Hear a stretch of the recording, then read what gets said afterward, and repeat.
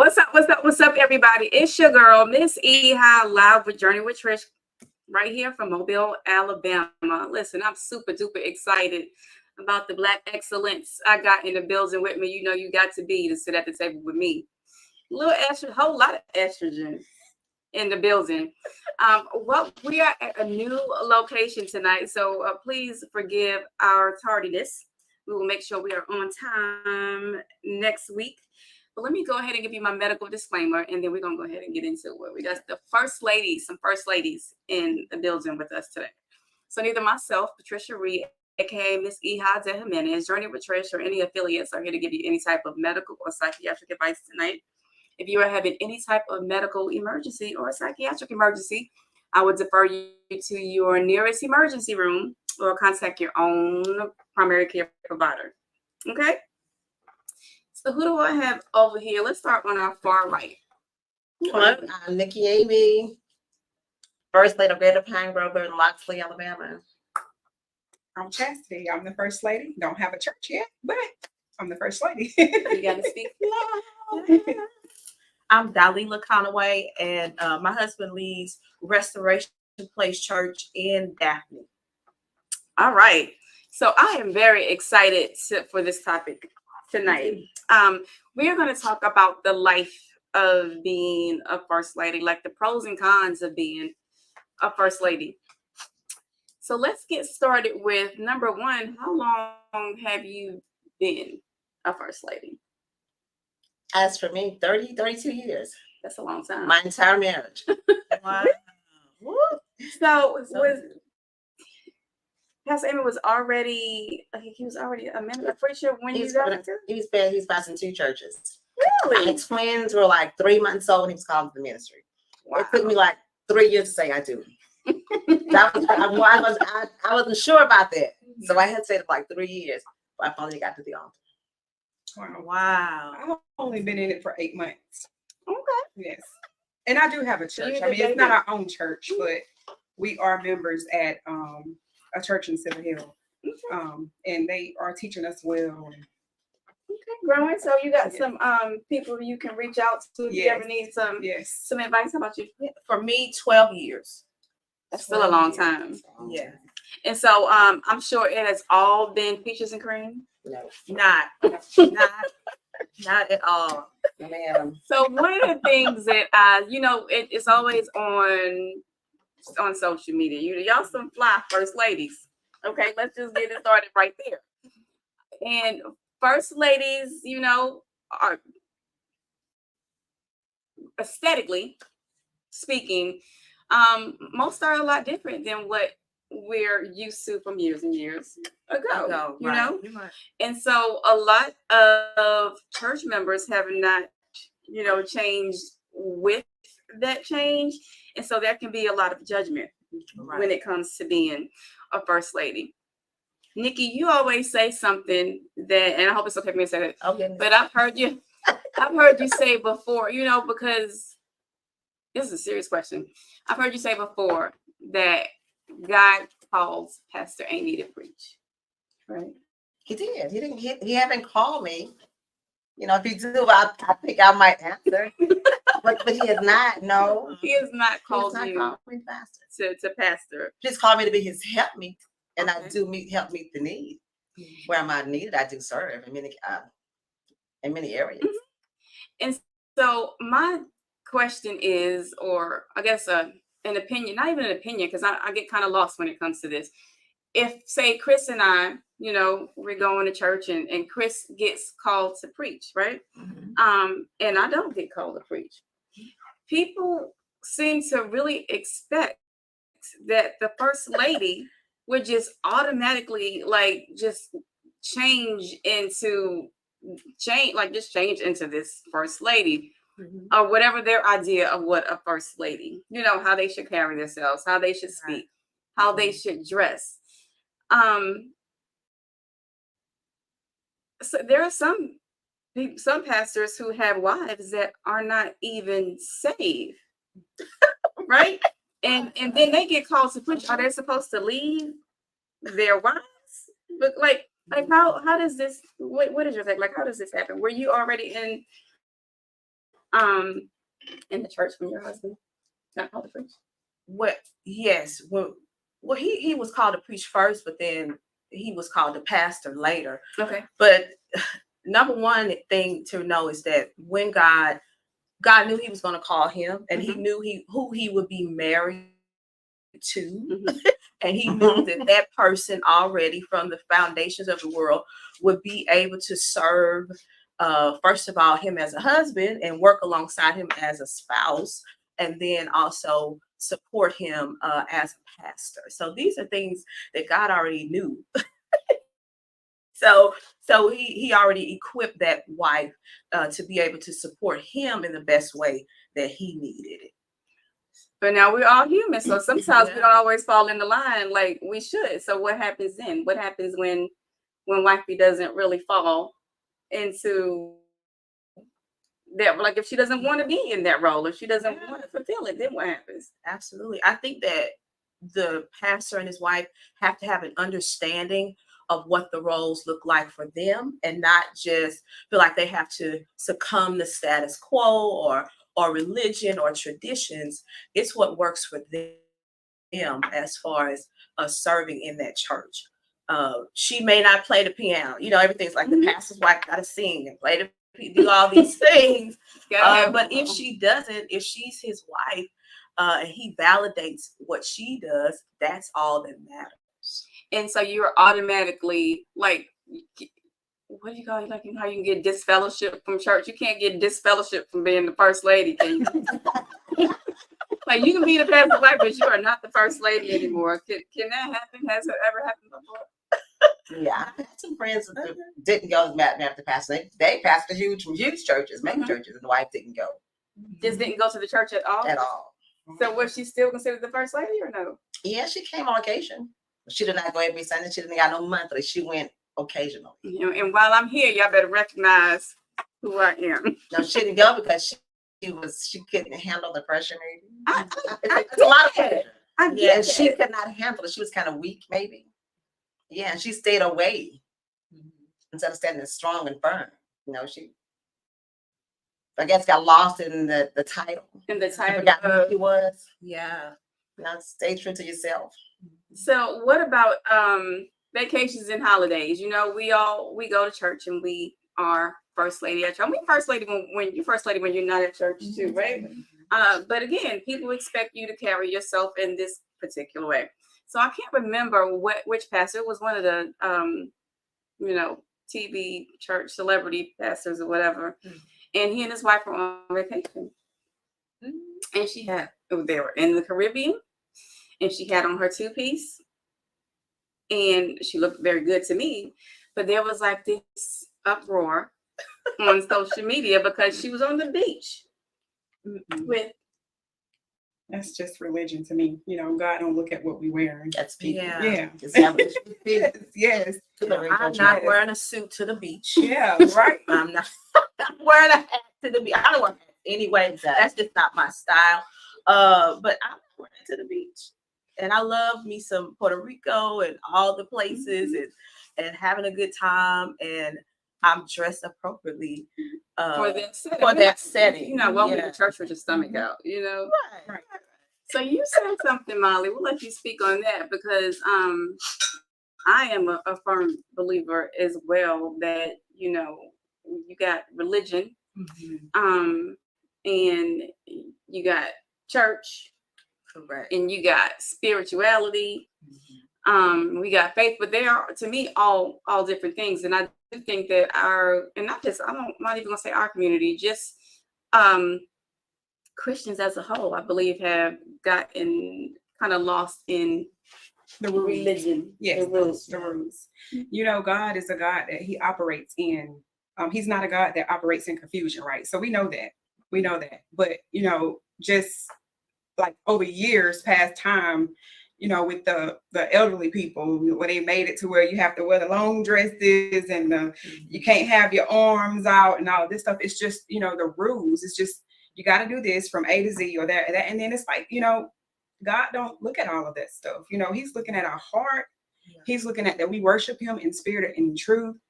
He ain't going to look at what you wearing. He wants us to come come as we are, not come and let me see what you wear.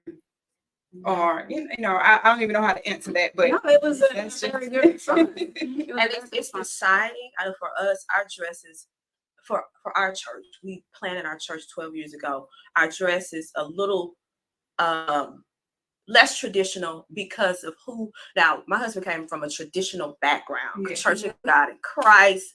That's his roots, that's his lineage. But when deciding to plant our church, he got a revelation of who we were called to reach. And because we were called to reach, we realized we built up an evolved, younger generation, wanting to reach them, get the gospel to them. It was okay. It's okay for us to dress in that way because of who we want to reach, who we want to attract. Just like in business, there's marketing. When you're marketing to a certain audience, you want to attract them and transform them. You present a certain aesthetic, right? So the same thing with church for us. Of course, we come to church covered and respectful and all of that. But we do dress down a bit because of the demographic, the generation that we want to reach. And I think that's very, very important. And it's just comfortable. Like Sunday, I went to church Sunday with jeans on and a cute stuff, and I was comfortable. I want to be able to dress how I want to, and I don't feel like I worshiped any differently with my jeans on. Things happening. You remember we used to have to wear the long skirts, and I was looking like I had to wear a chaplet. This is what you call them, right? I had to wear a chaplet to church on my head. You see me with my little jerry curl and my chaplet squished down in the middle of it. So times certainly have changed, but Christ, my jerry curl. Christ has not. So I don't believe that part of it has changed, and I think that it's opened up the world. It's open. It has opened up more so that the world can come into the church. That's a good statement. It's opened up to the world so that the world can come into the church. We know we all want to come, you want to come looking decent in the house of the Lord, and not, just anywhere. You want to present yourself presentable. But what if you get someone who just came from the club and got so many things going on in life, maybe want to kill themselves, and they coming in with a spaghetti strap shirt and shorts, but we're going to turn them around because what they have on?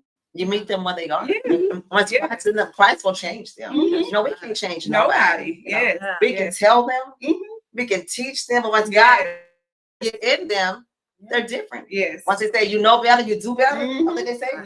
Yes. And it's certainly true because I share all the time that I just re-entered the church. I watch church online, or I would go to predominantly white churches, but I had kind of signed off from the Black church for many years, and so it I was just driving to that church one Sunday, and I was like, what? Like, I want to go home.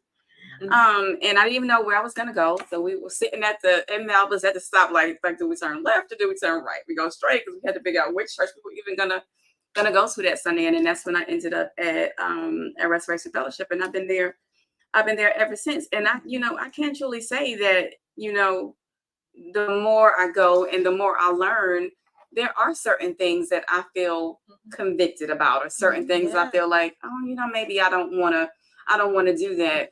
But it's been for me just being taught and me just feeling that myself, and not people just, it used to be, those older Very seasons judgmental. are very judgmental. I can remember going to church when I was younger, and like I can tell you, I can remember the day I decided I was not. That's it. If I got to deal with this, I don't even want to be. I don't even want to be saved no more, because like I'm not impressed, And it wasn't. It was like, the way you're treating me. If this is what being saved is that I have to be mistreated this way. This ain't what I want. And so I do think we push a lot of people away like that, especially younger people. Trying to clean the fish before you catch it. Exactly. I like that. Water and clean the fish while it's in the water. You let the fish come in. Be restored and learn on their own. And even scripture talks about working out your own salvation with fear and trembling. Yes. You just got let it be them and God. God got them. You create the environment with the church, where they can hear and be free. But let God work with people. He's all the time. Yeah, give them the word. Don't give them what the people say, what the world say, what he say, she say. Give them the word. Feed them the word. Yeah. God's word can do a lot of things. Yeah. You ain't gotta add to it. You ain't gotta change it. You ain't gotta fix it up. You ain't gotta profit. It will stand on its own. Yes. That's right. And it can That's move right. mountains all by itself. Yeah. Yeah. It can speak certain things into being. And people will say things. People will, the church is not like, unlike any other household when it comes to people speaking. People have a lot to say about other people's churches or other people's first ladies and Yeah. other people's pastors when that's not even your church. Right. So why are you so concerned? I'm speaking directly to the camera right now. Come on, Why come are on. you so concerned about what's going on Right. in a group of members that you're not even a member That's of right. those churches? And so if you choose not to go to that church, or if you're in that church and you choose to change churches, like Pastor King preaches, say if you just focus on you and not everything around you, you probably wouldn't even notice that somebody else has on a blue skirt today and not the black one that you thought we were going to wear, Yeah. that's so similar in shade. So I posted on Facebook as well, as far as the fact that you do have to share your husband's. I'm very, it's something I've worked on. I've not got great at it right now. I'm very jealous. And I don't know that I would be comfortable with, Sister Sally being able to call for prayer at 1:00 in the morning, or come visit her at the hospital. So who wants to take that question first? Like, how has there ever been a level of discomfort when it's come to, and be honest, like, has there ever been a level of discomfort when it comes Yeah, to definitely in the early years, you getting established and building that rapport. And sometimes you have people who are unchurched and they don't mean anything by it. They just new to this idea of church. And my pastor is my leader and I should have access. But we established some Access to boundaries. boundaries. Access to boundaries. We established boundaries years ago, and they still stand. Like, this is how you communicate with the pastor. This is when you communicate during his office hours. He does Tuesday morning prayer online. Tune in.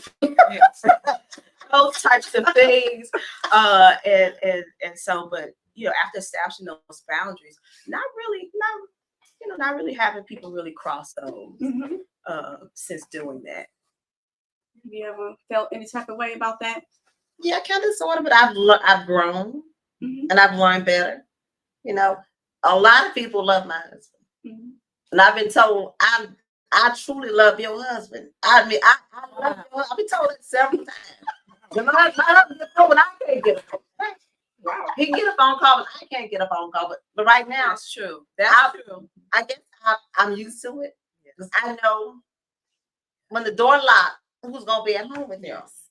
When the car pull away, I know who's gonna be in the car. So it's really certain things that don't bother you anymore. You learn to adjust to it. Oh well, she'll learn like the rest of them. She'll learn the rest of them.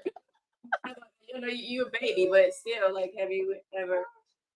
Yeah, I have. And then, like, when we do get to that point of it, it's going to be boundaries. It's like, okay, if you need prayer, we're going to come together. We're going to pray for you.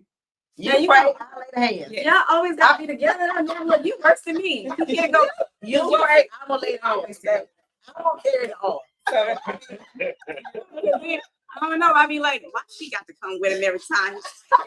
because that's why you wondering that, right?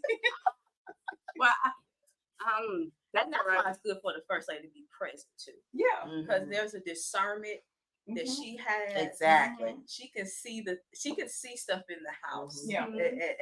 And even course correct things in a Exactly. loving way, Loving and keep things from getting wild. Yeah.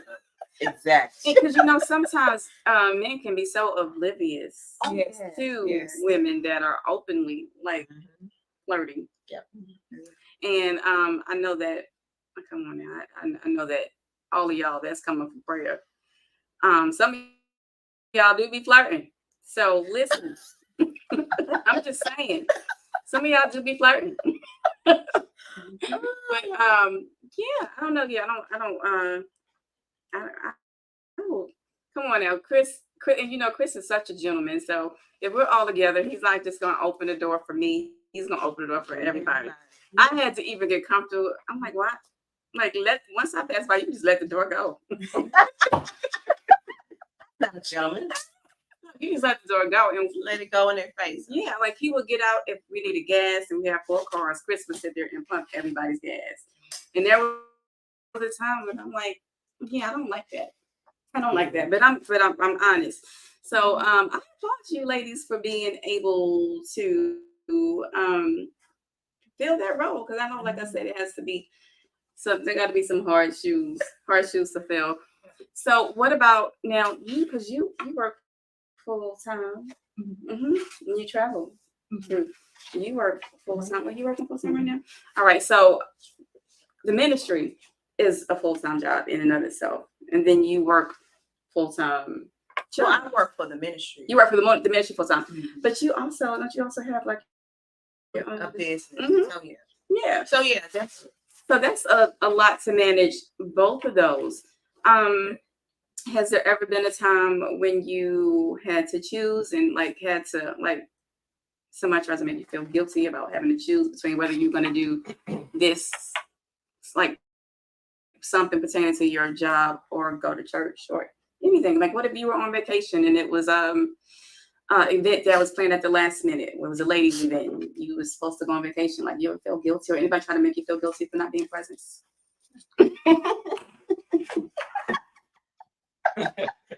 I'm out. Because you gotta know, I work outside. I work 2 jobs, as a matter of fact. I teach school, work for the Marriott. Mhm. So I can't be there every Sunday. I may work at the hotel some Sundays. I just got a promotion there as well. Like, I wasn't there a couple of Sundays ago, and I won't be there for like tonight. At our church night, went for Thanksgiving dinner Saturday. They're there, Kidding Greens, and everybody's there except for who? I'm doing a podcast. And my husband's out there with the members doing what we do a lot. Yes. They're out there now, getting ready to feed the community on Saturday at the Civic Center in Loxley. But I'm not there. But you're not. Out here It's still behind the camera, makeup on Facebook. Be honest, exactly where I am. I'm here and they're at the church, getting ready to feed the community Saturday. She got her behind over at the Hey, podcast. y'all, you watching? Green. We over here cutting greens, and she up there sitting at the podcast. How about you? You ever felt guilty about having to choose between one or the other? no guilt. Delegation. Yes. Yeah. Delegation. Next woman up, next man up to get it done. I love delegating. Listen, I'm very good at delegating. So interesting. I think my next question is going to be about children. And I don't mean like getting into any like your children's business, but I mean, how hard is it for, parenting PKs, preachers' kids? How much of a struggle was it for your boys? It was very hard. Yeah. And out of 3, we did good with 2. We had one, that went down the wrong road, went astray. Is raised in the same household, the same teaching, same everything. He chose a whole different life other than the twins. Now people look like, no, we did something different with him. You can pray for somebody else and you got a son in prison. It don't balance out. Like I tell my people all the time, when a kid get a certain age, you can teach them, you can tell them, you can do everything. Once they get a certain, they make their own decisions. Other people affect their judgment. All you have is a prayer. That's it, because we raised our children. You just pray for them at a certain age. That's right. That's the first thing they're gonna say on social media. Where was the mama? Where's the daddy? Not knowing. Yeah, they grew up in a good, wholesome household with good teaching. And sometimes just like us, because none of us are perfect either. So just like we made some decisions, children have choices too. And so at the end of the day, they make their own choices. Right. You don't have a church, but you still are, your husband's a minister. How about your children? Has it been? Oh yeah, we have struggles with them sometimes, but like she said, you just have to keep them under prayer. Just pray for them and keep talking to them and never give up on them. That's the biggest thing, never giving up on your kids. Because it gets in you, you know, even when, and I always say, even though I would sneak and fall asleep half of church on Sunday, I still, you know, in between opening my eyes, because you know, you sleep like this with your eyes. I'm asleep right now. Pastor couldn't tell, but I'm asleep. Sleep. But you know, they still learn. I still learned a lot. And so it's true. You know, you train up your child in the way they should go. And hopefully when they get older, they won't part. It's always in them. Yeah. It's always in them. So how about your Yeah, lots of pressure on PKs, spoken and unspoken. My kids have confessed to us, like the questions that the kids at school ask them. How does your dad get paid? Your dad gets paid from offerings. wow. My kids have been asked the strangest things. Oh, wow. They members. We being honest tonight, being transparent. Please. Members that the questions that they want to ask you because they're not bold enough, they'll slide. They have slid it into our kids. Wow. You know, what are y'all doing? Where you going? What you eating? You know, from the biggest thing. What are you driving? We've had somebody ask my son that. What kind of car y'all got now? You know, our kids are 8. Well, one is in college. She's 18. We got a 16-year-old and a 5-year-old. So those two, they're really close in age. They have been asked the weirdest things, lots of pressure. Our daughter did get into something in school her senior year, and it was like, Caitlin, what are you thinking? And she just broke down and she's like, it's the pressure. It's the pressure. She said, when we go places, other kids, teachers, you know, members expect us to be a certain way, and expect us not to just be kids. You know, well, y'all listen to secular music, you know, ask those types of things. And we as adults, we can handle it a little bit better, but your teens, you know, they're like, what? I didn't even think you were checking for me like that. So those types of things, yes, indeed. We've experienced that. And at the end of the day, they are children. And they're also children. Some of them may have been, but most of them have not been called to preach yet either, you know? So yes, I do believe for some reason. And you know, we've had this topic in the Facebook group before, as far as who should be held to a higher standard. And I had to sit down, and God really had to work with me, because a lot of the reason why I would not go back to church is because I was doing exactly what I felt like they were doing to me. You know, I was judging everybody, you know, and I had these high standards for first ladies or pastors or missionaries or anybody in the church. If you're telling me that you're saved, then you can absolutely never stray. You can absolutely never do nothing wrong. And, you know, you never fall short at all whatsoever. So do you feel like you're held to a higher standard? Oh, of course. Yeah. Like a germ on a microscope. We've been dissected every day. You know, we've been diagnosed every day. Yeah. Most definitely, without doubt. Yes. And so how have you managed that? I know you're a strong woman, but in no time has it ever gotten to you the way you're kind of, you know. Of course. I've said something that I'm not going back out there. I'm sick of it. I'm not going back. I've said that more than a few times. You know, yeah, it does. The strong get weak sometimes. They really do. And I'm telling you, if I'm being honest, you know, because the streets talk, right? They do. The community talks. They got out. I have heard. I have heard more. Like anytime I hear somebody say something about you, I'm like, you ain't been here long enough yet. But anytime I hear somebody say something about you or your church, it is never anybody that attends your church. Yeah, that's the way it is. It's the craziest thing to me. Because even if it is your church, you can choose to not go to that church anymore if things are not working, you know, how you feel like they should be working. But some of y'all, like, y'all just take it to heart and y'all get so upset about things that don't concern you. I do know that, like, I do know that you're like the pastor is your leader. And it make obviously if I were to, hear something or find out that my pastor had did something, I believe that would hurt, because we do trust them to be our leaders. At the end of the day, too, even the pastor is Human. human. A person. Yeah, they're still people. And so when they do make mistakes, I do think that we ain't talking about just like repetitive doing the same thing over and over again. But I mean, there are some people who, you make one bad wrong turn and they're packing up and they're moving to another church. And what happens is that those people though, they church hop a lot. Yeah. Mhm. They ends up at several different churches because they haven't learned what I've learned yet, which is wherever I go, Trish is going to still be there. Exactly. Sometimes we are the problem, and it's because we're so focused on I just want it for everybody else to be.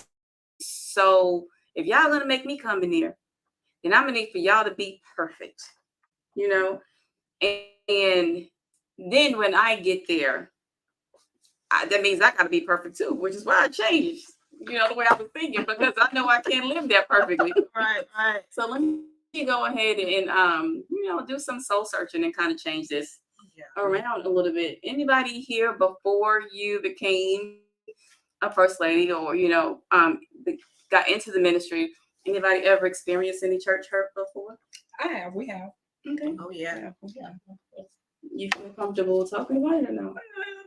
Well, it was a pastor. Okay. He said that, well, when my husband got hurt at work and he had to stop, and they thought that we was coming into a whole lot of money at the time, and he wanted this paid and this done, and he was right. So and my husband was like, no, where are you getting these lies from? Like, where are you getting this from? We can't afford to do anything like this. Like, whenever God do bless us, we'll be able to bless the church.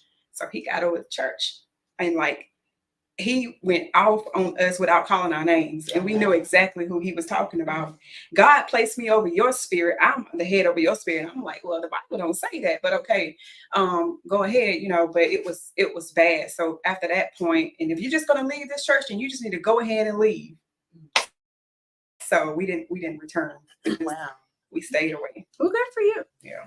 Good for you. But we could have let that affect us in other places. You could have let that affect you where Right. you would not go back to church. Yeah. At all. Yeah. Mhm. Yeah. Church hurt is it's real. It's It real. really exists. It's real. Have you ever experienced any church hurt before? Any kind of disappointment? Nothing out of the normal scope, Don't do this and don't do that. You shouldn't wear this. You shouldn't say that. Other than that, that's why basically pretty much it. Because it used to be rough. I mean, Yeah. you mess around and get pregnant, you got to Oh, go my in front of the I church. did. And I got my twins out of wedlock. Like I too. Yeah, I couldn't sing in the choir. I couldn't do anything. I had to apologize to church again and pray. Yeah. To the church. Yeah, you got to come down to the church. I'm so glad that things I had to do it. I had to. Like carry my twins. I had to. Wow. And I mean, Wow. My grandmother, chairman of the deacon board, my grandmother, the missionary chairman, all of this stuff, and I'm here pregnant. Carrying Yeah, two that's- babies and no husband. Wow. I mean, my husband had just met. Uh-huh. Did it for like 30 days. And then first caboose, we made 2 babies. then you got to go apologize to some people that were doing the same thing. And I didn't take communion, honey. I didn't even take communion. Wow. Yeah. What? Boy. That's diehard missionary Baptist stuff. Wow. Yeah. Wow. It used to be a lot. How about you? Have you ever experienced any church are you comfortable talking about? Oh yeah. Yeah. I preached on, like she said, told to leave, get your stuff and go. God, because we had shared that God was leading us to move that from that area. We were living in another city, another state actually, and shared with our leader that we, felt God leading us. And well, God didn't tell me that, so I don't know what y'all talking about. Preached on, told them the same exact stuff, same exact thing. So for sure, I've experienced that. Transfer. You got a message on my text messages. It Me? says, I love tonight's episode. The first lady with the burgundy hair seems like she is such a good time. And she says that she loves all of your transparency. Awesome. So there you go. Such a I didn't experience, first of all, the church I grew up in New York is what I was expecting when I came here. Now, mind you, I had been in this church since I was like, a little girl. So I know that I did kind of bring those expectations from that church here with me. So Right. sometimes I think that like we go looking for what we already had. Yeah, in the past, yeah. But I was, I was 15 years old when we moved here. So there was, I had written, it was Black History Month, and I wrote a skit for Black History Month. And it was on a portion of it, it was Rosa Parks on the bus, right? And so whoever was playing Rosa Parks had to use, and I'm not going to use it on here, but they had to use the N word. Now, it was just us, it was our people there, right? Yeah. But he told me that she couldn't say the N word. And I'm like, but why? Like, that's exactly what they would have said. They wouldn't have said anything else besides that. And it was, I don't, feel like it was appropriate for the church. And so her mama, she tried to talk to me. And, even back then, in my teens, I've always been very headstrong. So I cancel Christmas. If I can't say what it's supposed to say, then we won't do it. We won't do it at all. And so I pulled it, and but they still let that person go on. And like one of the people that was in it, where I had wrote like a poem or whatever, they still let her go. And I wrote it. Oh, wow. And even though I told them not to, it still ended up like that one portion of it still happened. So I kind of felt, what's the word I'm looking for? Betrayed for someone. Betrayed. But then after that, I got so angry, and like I started to see, people for who they were, and just how I felt like nobody wasn't supporting me. So I literally sat down, honey, and I love to write. Maybe I wrote a letter to everybody in the church. I wrote a letter to everybody in the church and told everything I ever knew about everybody. I broke up marriages. Family members was getting into it. I would slide letters under people's doors, put them in bags, hanging them on doorknobs. I put a couple on the windshields. I just ran off copies of these letters. It sounds what? And it is a petty pipe. It needed to, at that point, I feel like it needed to be said. Don't miss one. And I did.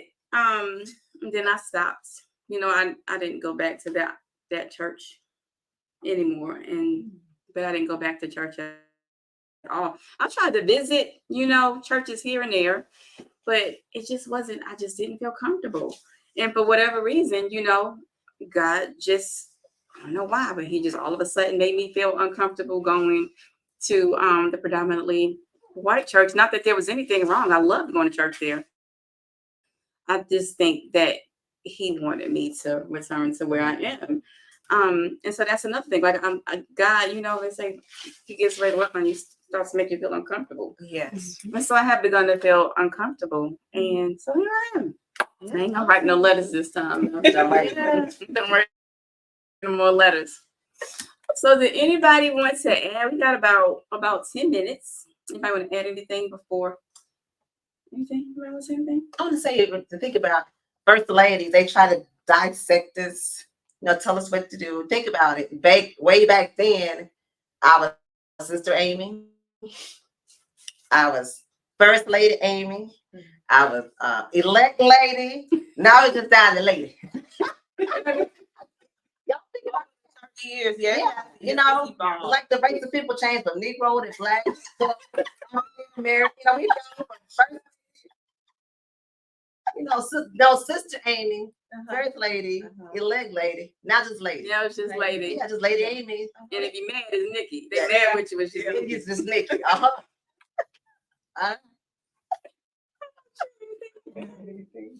You want to add any words of encouragement to somebody who may be a first lady out there? Be encouraged. We got your back. Just call us.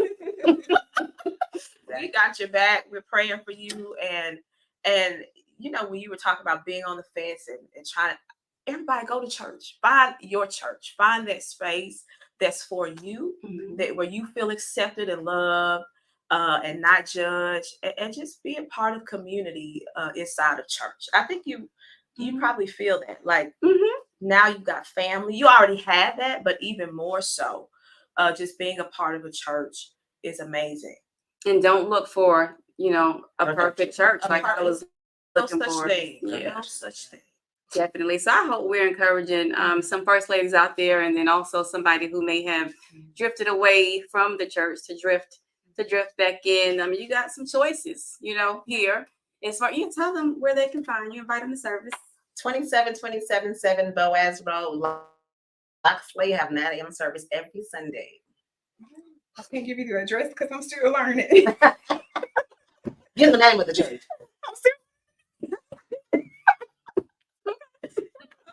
We're Restoration Place Church. We meet inside the Hot Wheels Skate Center in Daphne. Y'all got, I saw something on Facebook too. Though. Y'all got something big coming on. Yeah, do we? We had our women's conference recently. Aren't y'all gonna have a new location? Yes, we'll be launching a Mobile location in Easter of next year. Nice. Yeah. So you guys have some options, and then of course I am at Restoration Fellowship Church in Daphne, over on Milton. I think it's 9585 or 9585, something like that, on Milton Jones Road. Only one church on the street. So find Milton Jones Road and come on over to service at 11 a.m. on Sunday mornings. You probably will not find me there until about 11:20. But I'm just gonna be honest with y'all today. But I do love our church. So we're gonna shift just a minute. I'm gonna close this out and I'm gonna speak directly again to the camera. And I've had this conversation before with you. So this has nothing to do with anybody sitting here. This is just me, Iha. Actually, this is Trish talking. Y'all know she's a little different. And so I want to talk to you and be an encouragement to anybody out there who is trying to or has lost any amount of weight this year. As a community, we eat a lot of things that we should not, and we've ended, kind of, put ourselves into some situations that they have become difficult to get out of. But I see a lot of you out there right now doing your thing. I see you losing weight and you're looking amazing. I don't care if you had weight loss surgery. I don't care if you went to the gym. I don't care if you took injections. I don't care if you took pills. What I care about is the fact that you are doing something and being proactive and getting healthy. That is what's important. And so what I would like to see is that people who have done it differently, if you would be a little bit more gracious and more kind as to not down someone or say that somebody else didn't work hard enough for what they have. Okay. It is not very, I have lived a struggle and battled weight loss since I was a very young girl. And I've done it all types of ways. I have, I've never had surgery, but I've taken several different kinds of medicines. My mama has spent bukus of money on Weight Watchers. And the first time I did Nutrisystem, I was 15 years old. So it has been a lifelong struggle, something that I still battle with every single day. So, I don't really get offended as far as me, but I consider myself to be a women's advocate. And so today I speak to you advocating for women, especially women in our community who have been brought up eating ham hocks and chitlins and the chicken with the skin on it. It's not a very easy habit to break. So for those of you who have found some help, some support to get this weight off of you, kudos to you. I'm so proud of you. Keep doing your thing. Don't listen to naysayers. Focus on you. Okay? because that is all that's important. Keep doing your thing. Yes, get some exercise. Get that blood pressure down. Look good in your clothes. If you decide to go get a BBL or LBD, it is totally your decision. We ain't gonna be able to stop these guys from getting out here and saying these negative things like they do about what women should look like and what they should do and when they should do it. So you can't do it for other people. You got to strictly lose weight for you so you can be the best you that you can be. You got it? Women, I expect you to do better when it comes to saying things that are a little bit insensitive to other women. Like, yep, I did it. And I did it all by myself. No surgery, no pills, no nothing. Kudos to you. Everybody can't do it. Everybody can't physically do it. I don't care what you say. It is like getting out and telling somebody that's smoking, just stop smoking. It is like getting out and telling somebody who may be on drugs, you can do it, just stop doing it. When it comes to food, food for some people is an absolute addiction. Okay? And so just be a little bit more sensitive when it comes to women, especially our own, and celebrate them. So I just wanted to celebrate somebody today that is losing weight and taking the initiative to be a better you, the best you can be. Okay? Who? Yes. You want to pray or something? Yes, I can do that. So, Father, in the name of Jesus, God, we thank you for every listener, every viewer live, and those who will watch it later. God, we ask that you bless them, that you cover them, that you strengthen them, that you send them your grace, your love, that you wrap them in community, that you send them to spaces where they can be celebrated and not tolerated. Send them leaders in their lives, pastors and pastors' wives who truly love them. In Jesus' name we pray. Amen. Amen. Amen. Thank you. We love y'all. God bless y'all. Good night. Good night. Good night.